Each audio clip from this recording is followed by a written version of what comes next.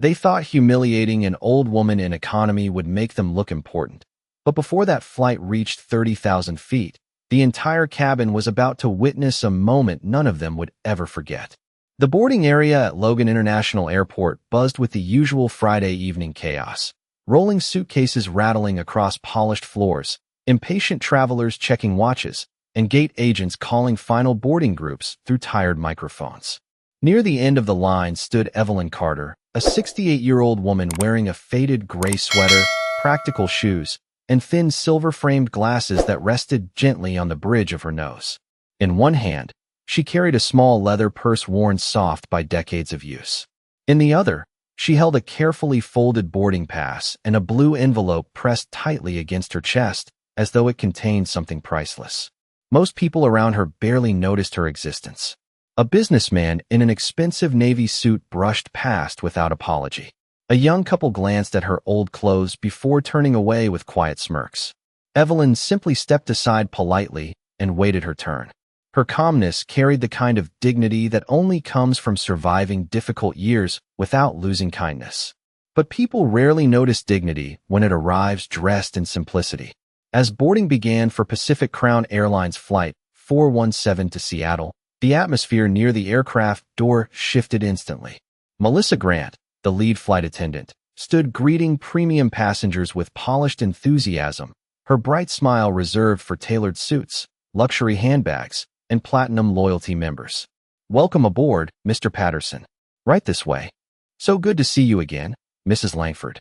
Her voice dripped with warmth until Evelyn approached the scanner. Melissa's expression cooled almost immediately. Her eyes moved slowly over Evelyn's sweater, her scuffed shoes, and the small carry-on bag that looked older than some of the passengers waiting behind her. "Boarding pass," Melissa said flatly. Evelyn handed it over with a gentle smile. "Thank you, dear." Melissa scanned the ticket, then frowned slightly. "Seat 3A. Premium. Cabin." For half a second, she looked genuinely confused. Then came the suspicion. Tyler Benson, a younger flight attendant arranging overhead luggage nearby, leaned closer and quietly muttered, "Another one trying to sneak up front?" Melissa let out a soft laugh beneath her breath. Evelyn heard it.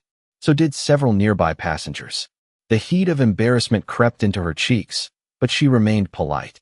"Is there a problem?" she asked softly. Melissa forced a thin smile that never reached her eyes. "We'll see about that, ma'am." And at that exact moment, the first seeds of humiliation began spreading through the cabin like poison beneath perfectly polished smiles.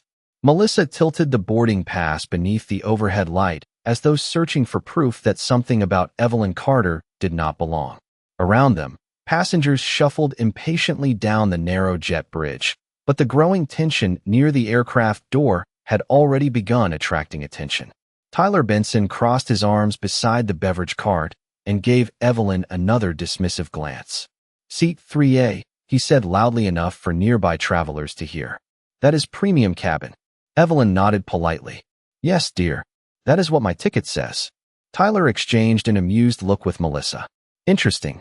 A businessman standing behind Evelyn sighed dramatically and checked his expensive watch. A woman in designer heels whispered something to her husband, both of them smirking while staring openly at Evelyn's worn sweater and faded shoes. The atmosphere shifted from mild curiosity into quiet judgment. Melissa typed something into her tablet with exaggerated patience before forcing another artificial smile. "Ma'am, there has probably been some mistake during check-in. Premium seats are usually assigned to our priority passengers." Evelyn blinked softly. "I purchased the ticket 3 weeks ago." "I am sure you believe that," Melissa replied. The words sounded polite on the surface, but the tone beneath them carried something colder. Evelyn tightened her grip on the blue envelope in her hands. Inside it was a photograph she had carried for over 20 years, though nobody around her could have guessed its importance. She looked down the aisle toward the front cabin, where warm lighting glowed softly against cream leather seats. "My late husband always preferred window seats," she said quietly, almost to herself. Tyler chuckled under his breath. "People always have a story." Several nearby passengers laughed softly with him. The humiliation settled heavily in the air now, subtle enough to avoid open confrontation, but sharp enough to wound. Rachel Miller, a young woman seated nearby in row 2, watched the exchange with growing discomfort. She noticed the trembling in Evelyn's hands and the effort it took for the older woman to remain composed. Most people in that situation would have argued. Evelyn did not. She simply stood there absorbing the embarrassment in silence. Melissa finally lowered the tablet and folded her arms. I am going to need you to step aside while we sort this out. Evelyn hesitated. But boarding is almost complete. Exactly, Melissa replied. And we cannot delay departure because someone is confused about where they belong. The sentence landed like a slap across the quiet cabin. Even Tyler looked slightly surprised she had said it out loud. Evelyn slowly stepped aside, near the galley wall as passengers continued boarding around her, many pretending not to stare while openly judging her at the same time. The room felt colder now, and somewhere deep beneath Melissa's growing confidence, fate had already begun moving quietly toward the aircraft door. The aircraft cabin had grown unnaturally quiet, the kind of silence that only appears when people sense humiliation unfolding in front of them, but choose not to interfere. Evelyn Carter stood near the galley wall holding her purse close against her chest, while passengers settled into wide leather seats around her. Overhead bins slammed shut one after another. Seatbelt buckles clicked softly, yet every few seconds, someone glanced back toward the old woman standing alone beside the flight attendants. Melissa Grant tapped sharply against her tablet, her patience visibly thinning. Ma'am, I checked the system twice, she said. There is no reason someone with your boarding profile would be assigned. Seat 3A. Evelyn looked confused. Boarding profile? Melissa gave a tight smile. Our premium passengers are usually frequent executive travelers. Tyler Benson leaned casually against the counter beside her. Or people who actually pay for premium seats. A few nearby passengers laughed quietly again. Rachel Miller shifted uncomfortably in her seat. She could see Evelyn trying to remain composed, but there was sadness in the woman's eyes now, the kind that comes from being treated as invisible for far too many years. Evelyn slowly unfolded her boarding pass with trembling fingers. I have flown this airline since before some of you were born, she said softly. Melissa barely looked at her. That does not change policy. Then she pointed toward the back of the aircraft. There is an empty seat near row 27. You can sit there temporarily while we resolve this situation after landing. Evelyn blinked in disbelief. But my ticket says seat 3A. And I am telling you there has clearly been a mistake. Melissa snapped, no longer hiding the irritation in her voice. The businessman who had boarded behind Evelyn earlier smirked openly now.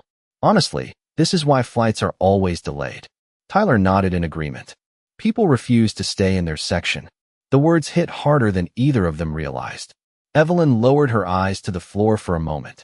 Her reflection shimmered faintly in the polished metal near the galley door, small, tired, and painfully alone beneath the cold cabin lighting. Rachel finally leaned forward. Excuse me, she said carefully. Maybe there really was an error in the system. Melissa turned sharply toward her. Miss, we handle these situations professionally. Rachel fell silent immediately. Nobody else spoke. Nobody defended Evelyn. That was the cruelest part. Not the mocking. Not the suspicion. The silence. Evelyn inhaled slowly, gathering what dignity she still could. I do not want to cause trouble, she whispered. Then she reached down for her small carry-on bag and prepared to walk toward the back of the plane. And just as she took her first step down the aisle, the aircraft door suddenly reopened. The sudden hiss of the aircraft door interrupted the tension like a crack through frozen glass. Every head in the cabin turned instinctively toward the entrance. Melissa Grant frowned immediately. Why is the door opening again? She muttered under her breath. Tyler straightened beside her, adjusting his uniform while trying to appear professional again. Two airport operations managers stepped onto the plane first, both speaking quietly into headsets. Behind them came three sharply dressed executives carrying folders and tablets. The mood inside the cabin shifted instantly. Passengers who had ignored Evelyn moments earlier now sat up straighter, sensing something important was happening. Then he appeared. Daniel Whitmore stepped through the aircraft door with calm authority, his dark charcoal overcoat resting perfectly across his shoulders despite the late hour. At 52 years old, the chief executive officer of Pacific Crown Airlines carried the kind of presence that silenced rooms without effort. Even passengers who did not recognize him could feel power enter the cabin the moment he walked aboard. Melissa's entire posture changed at once. "Mr. Whitmore," she said quickly, forcing a polished smile. "We were not expecting you tonight." Daniel gave a brief nod, but barely looked at her. His attention had already shifted farther down the aisle, toward Evelyn Carter. The moment his eyes landed on the elderly woman standing alone beside the galley wall, his expression changed completely. He froze mid-step. One of the executives behind him nearly walked into his shoulder before stopping abruptly. The cabin went silent again, but this silence felt different. Heavy. Anticipating. Daniel stared at Evelyn as though he had just seen a ghost from another lifetime. "Mrs. Carter," he said quietly. Evelyn looked up in surprise. For the first time since boarding, genuine warmth touched her face. "Daniel," she answered softly. Melissa's smile disappeared instantly. Tyler blinked in confusion. Rachel leaned forward in her seat, watching carefully now. Daniel moved down the aisle without another word to anyone else. Not to the executives following him. Not to Melissa. Not to the passengers. Staring openly from their seats. He walked directly to Evelyn and gently took the carry-on bag from her trembling hands. "Why are you standing?" he asked, his voice calm, but carrying unmistakable concern. Evelyn hesitated before answering. "There seems to have been some confusion about my seat." Daniel's eyes slowly shifted toward Melissa Grant. The warmth vanished from his face almost immediately. Melissa swallowed hard beneath his gaze. "Sir, we were simply verifying what exactly?" Daniel interrupted quietly. Nobody moved. Nobody breathed. The polished confidence Melissa had worn all evening suddenly looked fragile beneath the cold cabin lights. Daniel glanced down at the boarding pass still in Evelyn's hand. "Seat 3A. His jaw tightened. Then he looked back at Melissa with the kind of disappointment that hits far harder than anger. "Do you have any idea who this woman is?" he asked. And for the first time that night, fear began creeping into the faces of the people who had mocked her. Melissa Grant opened her mouth twice before any words finally came out. "Sir, there must be some misunderstanding," she said carefully, though the confidence in her voice had almost completely vanished. Daniel Whitmore did not respond immediately. He simply stood beside Evelyn Carter in the narrow aisle, while the entire cabin watched in absolute silence. The executives behind him exchanged uneasy glances. Tyler Benson suddenly looked very interested in rearranging plastic cups near the beverage station. Daniel slowly took the boarding pass from Evelyn's trembling hand and studied it for a moment, even though he already knew exactly what it said. "Seat 3A. Assigned personally 3 weeks earlier through the executive office." His jaw tightened slightly. "A misunderstanding," he repeated quietly. "Is that what you call publicly humiliating an elderly passenger?" Melissa swallowed hard. "Sir, we believed she may have boarded the wrong section of the aircraft." Daniel looked directly at her now, and the disappointment in his eyes seemed far worse than anger. "Based on what?" Melissa hesitated. Nobody answered. The silence exposed everything words were trying to hide. Daniel glanced around the premium cabin. Several passengers quickly looked away. Others suddenly seemed fascinated by their phones or seatbelts. Only Rachel Miller held his gaze for a moment before lowering her eyes guiltily. Evelyn stood quietly beside him through all of it, still calm despite the humiliation she had endured. That calmness made the entire scene even more painful to witness. Daniel softened slightly as he turned back toward her. "Mrs. Carter," he said gently, "you should have called me the moment this started." Evelyn offered a faint smile. "I did not want anyone getting into trouble." Melissa's face lost color completely. Daniel exhaled slowly and looked toward the cabin windows where rain streaked softly across the glass outside. When he spoke again, his voice carried through the aircraft with quiet authority. 22 years ago, Pacific Crown Airlines was 6 hours away from shutting down permanently. Several passengers straightened in their seats. Even the executives behind him grew still. Banks refused to help us. Investors disappeared overnight. Employees were preparing termination notices. He paused briefly before looking at Evelyn with unmistakable respect. Then this woman walked into our headquarters carrying a single folder and saved the company. The room went silent all over again. Melissa stared at Evelyn as though seeing her for the first time. Tyler's mouth slowly fell open. Rachel blinked in disbelief. Daniel continued calmly. "Mrs. Carter used money left behind by her late husband to keep this airline alive when nobody else believed it deserved saving." Evelyn lowered her eyes modestly. uncomfortable with the attention. Daniel shook his head softly. There was only one condition attached to her investment. He turned slowly toward the crew. She asked us to treat ordinary passengers with dignity. Nobody moved. Nobody spoke. Because at that moment, every person on board realized they had failed the very woman responsible for giving them that flight in the first place. The weight of Daniel Whitmore's words settled over the cabin like a storm cloud no one could escape. Pacific Crown Airlines existed because of Evelyn Carter. The elderly woman they had dismissed, mocked, and quietly pushed aside had once saved every paycheck tied to that aircraft. Melissa Grant stood frozen beside the galley counter, her polished professionalism shattered beyond repair. Even Tyler Benson could no longer look Evelyn in the eye. Daniel slowly handed the boarding pass back to Evelyn with both hands, a gesture carrying more respect than anyone on board had shown her all evening. "I am deeply sorry," he said quietly. Evelyn gave a small shake of her head. "You do not owe me an apology, Daniel." But he did not look convinced. Rachel Miller watched the exchange carefully from her seat, shame creeping across her face as she remembered remaining silent while the humiliation unfolded. Around the cabin, passengers who had smirked moments earlier now avoided eye contact entirely. The businessman near the aisle loosened his tie uncomfortably. The woman in designer heels stared down at her lap. Nobody wanted to face what their silence had revealed about them. Daniel turned back toward Melissa. "How long has she been standing here?" Melissa struggled to answer. "Sir, I thought." "That is the problem," Daniel interrupted calmly. "You thought you understood someone's value by looking at their clothes." His voice never rose, yet each word landed with painful precision. The executives standing near the aircraft door remained completely silent. One of them quietly lowered his head. Daniel glanced toward the first-class cabin, where soft lighting reflected against polished wood finishes and crystal drink glasses waiting on folded linen napkins. "Do you know why Mrs. Carter still flies economy?" he asked. Nobody answered. Daniel smiled faintly, though sadness lingered behind it. "Because 22 years ago, after she invested everything she had into this airline, she told our board something we have repeated in every executive meeting since." He looked directly at Evelyn with visible respect. A company reveals its true character by how it treats the people with the least status. The cabin fell silent once more. Evelyn looked embarrassed by the attention, gently smoothing the sleeve of her old gray sweater as though wishing she could disappear from the spotlight entirely. Daniel's expression softened.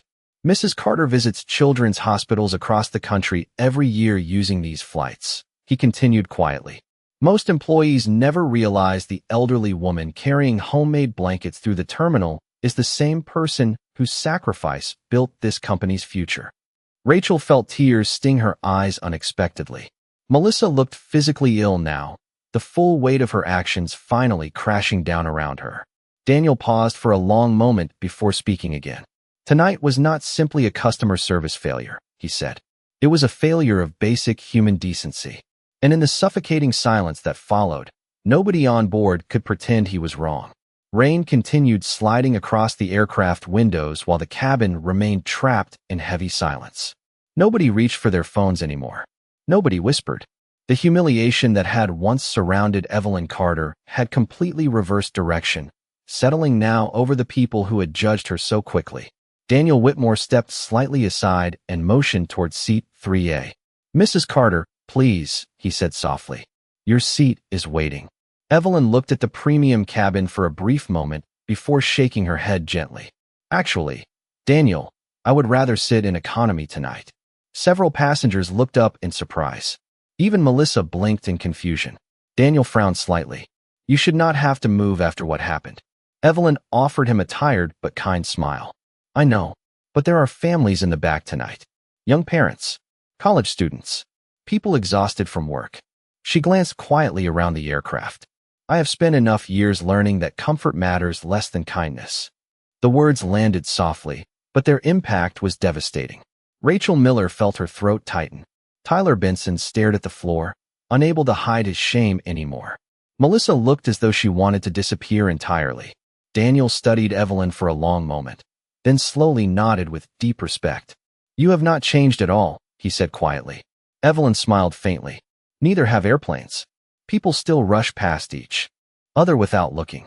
Daniel let out the smallest breath of sad amusement before turning back toward the cabin. "Ladies and gentlemen," he announced calmly, "we will be delayed a few more minutes tonight." Nobody complained. Not a single passenger objected. Because before this aircraft leaves the ground, something needs to be made very clear. Melissa stiffened immediately. Daniel looked directly at the crew members standing frozen near the galley. Pacific Crown Airlines was built on the belief that every passenger deserves dignity regardless of age, appearance, or income. His voice remained measured and controlled, but the disappointment inside it filled the entire cabin. Tonight that standard was not met. Melissa finally found her voice again.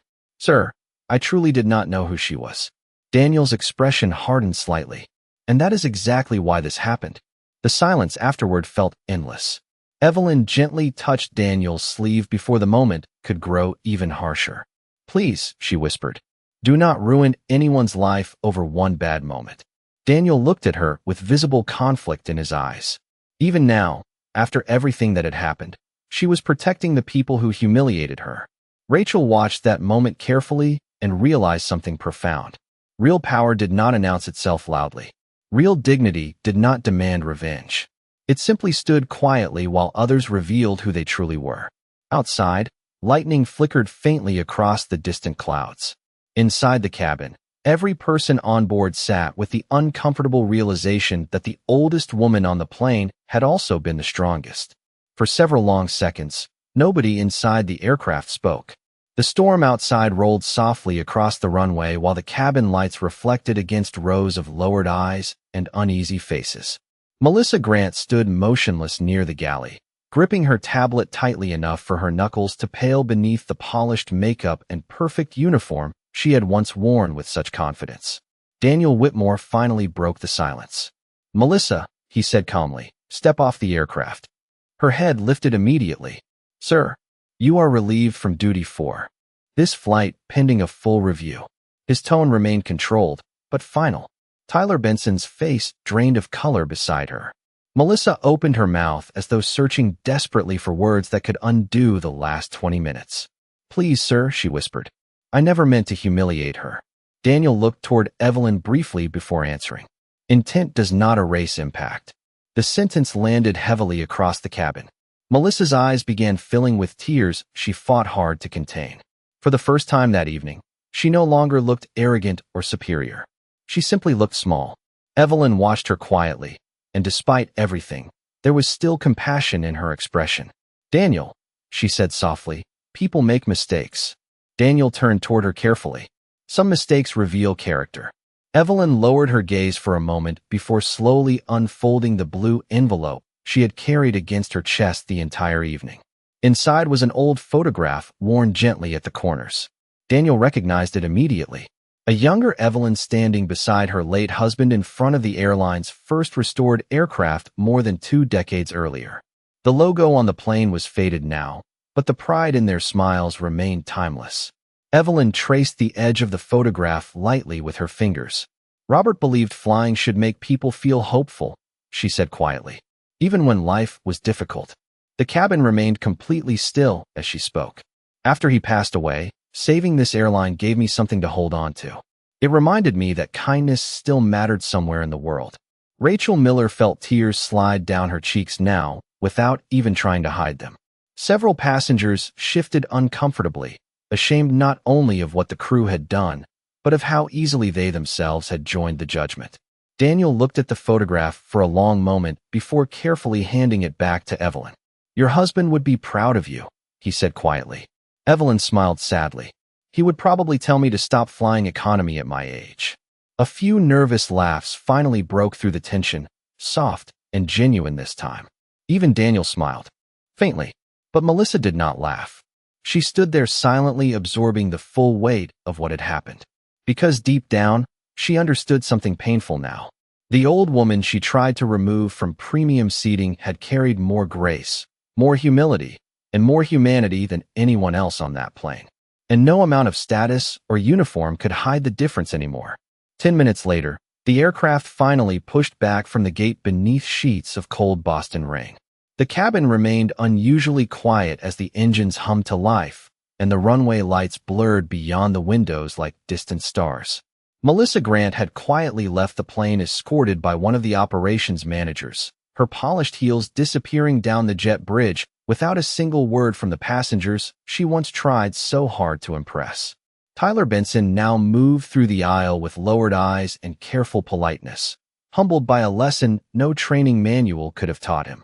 Evelyn Carter eventually accepted a seat in row 12 after insisting that another passenger keep seat 3A.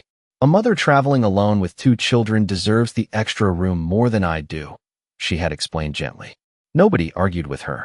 Rachel Miller sat across the aisle watching Evelyn carefully as the plane climbed through thick clouds into the dark night sky.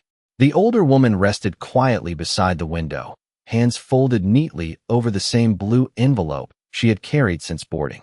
There was no bitterness in her face, no triumph, only calm, that somehow made the entire evening feel even more powerful. About an hour into the flight, Tyler approached cautiously holding a cup of hot tea with both hands. "Mrs. Carter," he said quietly, "I just wanted to say I am sorry." Evelyn looked up at him with kind eyes. "Thank you, dear." Tyler swallowed hard. "I judged you before I even spoke to you." Evelyn nodded gently. "Most people do.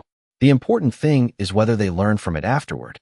Tyler stood speechless for a moment before quietly returning to the galley. Rachel stared out the window at the endless blanket of clouds glowing silver beneath the moonlight. She kept replaying the evening in her mind, realizing how quickly an entire cabin had decided Evelyn's worth based on nothing more than old shoes and a worn sweater. Somewhere near 30,000 feet above the country, surrounded by strangers who had once looked through her as though she did not matter, Evelyn Carter had revealed something none of them would ever forget. Real class had nothing to do with wealth, status, or premium seats. It revealed itself in patience under humiliation, kindness without recognition, and grace even when revenge would have been easier. As the cabin lights dimmed for the remainder of the flight, Daniel Whitmore paused briefly beside Evelyn's row before returning to the cockpit jump seat. "Thank you again," he said softly. Evelyn smiled toward the dark sky outside her window. "Just promise me something, Daniel. Anything." She looked back at him gently. "Never let your company forget the people in the back of the plane." Daniel nodded once, deeply affected. And long after the aircraft disappeared into the night, the people on board still remembered the quiet old woman who carried herself with more dignity than anyone else in first class ever could.